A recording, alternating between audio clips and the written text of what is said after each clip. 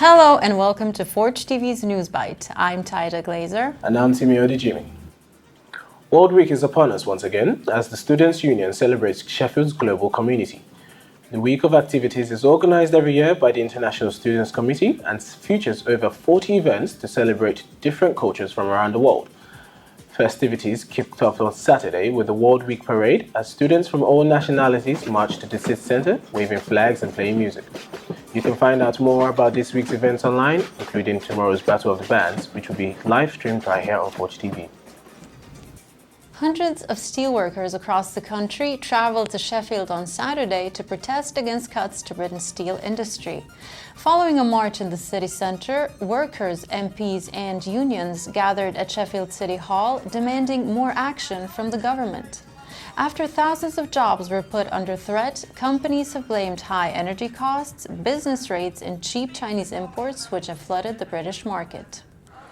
If action is not taken to save your plants, then we'll have reduced these islands, the sixth richest country on the planet, the birthplace of the Industrial Revolution, to begging on the market for the raw materials we need to keep our country functioning.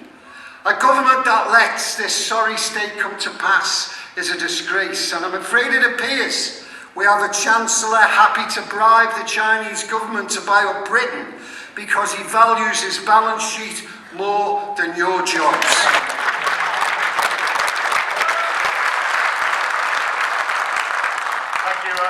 A Sheffield student who went missing after a night out was found dead in the river just off Eccleslough Road. 18-year-old Caroline Everest, a Hallam University student, was reported missing after leaving the Corporation nightclub in the early hours of Sunday morning. Her body was found on Tuesday in Porterbrook near Summerfield Street.